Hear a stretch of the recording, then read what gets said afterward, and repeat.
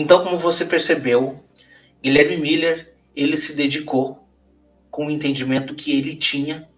Ele estava errado em alguns motivos óbvios. Primeiro, nós não podemos marcar a data da volta de Cristo, né? A própria palavra nos diz que não nos compete saber sobre estações, datas e anos, por mais que as profecias nos sirvam para que nós possamos aí ter uma noção de quão próximo estamos dos eventos em questão. Seria um absurdo marcar a data da volta de Cristo. E por assim ser, como nós vimos, como a história nos apresenta, Jesus não voltou. Mas uma observação importantíssima que eu quero trazer para vocês aqui. E essa informação, eu gostaria que você meditasse nela. Primeiramente, Guilherme Miller estava convicto. Guilherme Miller estava convicto e pregou com toda a sua força. Tanto que ele sentiu muito o grande desapontamento, assim como nós vimos no vídeo. Segundo ponto, Guilherme Miller jamais aceitou uma outra interpretação, pelo menos dentre o pouco tempo que ele teve, referente às próprias interpretações da doutrina dele. Por quê? Porque ele mesmo trata de que ele continuaria aguardando a volta de Cristo. Então, Guilherme Miller não aceitou a mensagem de que, na verdade, essa interpretação estava mostrando Cristo saindo do lugar santo para ir para o lugar santíssimo. Porque ele tinha uma convicção, e nessa convicção ele estava correto. Por mais que ele estava interpretando de que o santuário a ser purificado era a terra, que não está correto, ele tinha uma convicção que no final desse tempo Jesus retornaria a este mundo. Então, ele estava certo neste quesito, e é isso que nós iremos ver no vídeo a partir de agora, porque biblicamente a conclusão desta profecia realmente é a volta de Cristo, e isso a Bíblia deixa muito claro. Então, ele estava convicto. Segundo, ele não aceitou a outra interpretação, a interpretação adventista, então, né, de um dos vários outros movimentos que estavam surgindo a partir desse grande desapontamento. E terceiro, ele morreu convicto. Sim, ele admitiu que estava errado, mas morreu convicto que Jesus retornaria muito em breve a essa terra. Então, a partir de agora, esse vídeo se torna muito importante. Porque primeiramente nós iremos entender qual foi o erro que Guilherme Miller cometeu. Segundo, nós iremos entender qual é o erro que a Igreja Adventista comete até hoje. E terceiro, nós iremos entender verdadeiramente qual é o sentido desta profecia. O intuito desse vídeo não é trazer uma nova data para a volta de Cristo, por mais que, se você meditar em tudo que eu for lhe trazer agora, você vai ver que está muito breve. Eu não irei cometer este erro, mas esse vídeo vai servir de alerta para você, porque não vai restar dúvidas de que Jesus realmente está muito breve de voltar.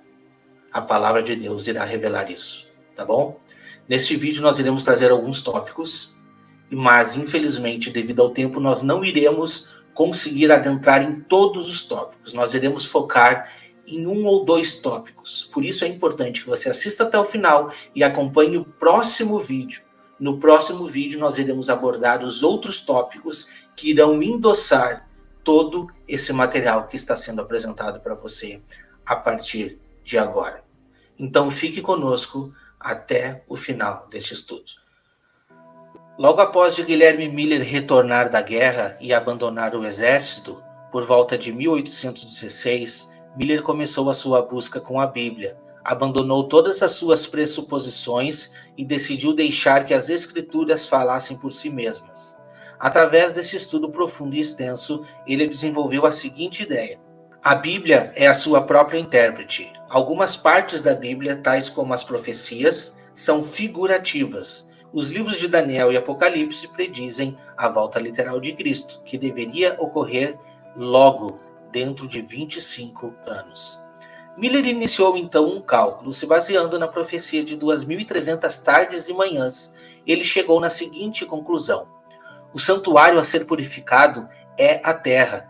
Interessante notar que Miller segurou essa informação desde 1818 até 1831, quando então finalmente resolveu entrar em ação e anunciar ao maior número de pessoas possíveis o breve retorno de Cristo Jesus. Agora vamos finalmente tentar entender como que Miller chegou nessa conclusão.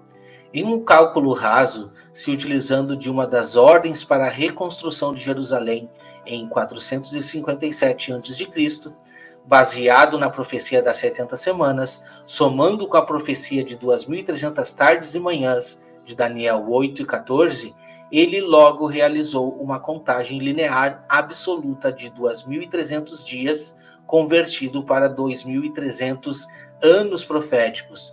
Então chegou na data de 1843. Logo, Guilherme Miller verificou que seus cálculos estavam errados, definindo então uma data oficial para 22 de outubro de 1844 como sendo o grande dia da volta de Jesus. Como nós sabemos, o dia chegou, o dia passou e Jesus não voltou. Para você que não conhece a história, nós iremos trazer talvez nos próximos capítulos um pouco mais da história resumida. Esse foi um grande desapontamento, não somente para Miller, como para todo o povo daquela região naquela época. Pessoas que venderam suas casas, pessoas que deixaram o seu emprego, pessoas que abandonaram a sua vida cotidiana, pessoas que perderam tudo e que estavam fielmente acreditando que Jesus voltaria. Pois passou-se o dia, passou-se a noite, a madrugada, Jesus não voltou. E aí surgiu, infelizmente, a grande decepção. E muitas das pessoas que tentaram alertar sobre o erro do cálculo da volta de Jesus, esses mesmos zombaram muito dessas pessoas. E essas pessoas foram ridicularizadas a ponto de muitas terem que se mudar da sua região, muitas pessoas se internaram em hospitais psicológicos e, infelizmente, algumas pessoas tiraram as suas próprias vidas por causa deste fato. Miller se recluiu por algum tempo, como a história nos mostra, mas depois logo Miller tentou retomar a sua pregação porque ele estava crente, muito crente de que, por mais que ele estivesse errado, na data de certo, Jesus voltaria em breve.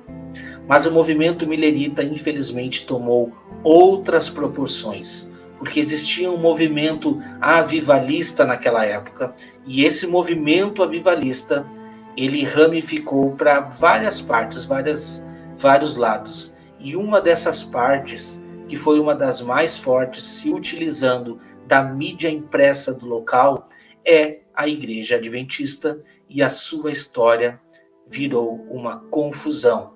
Aquela perturbação que estava se iniciando, Miller não quis fazer parte.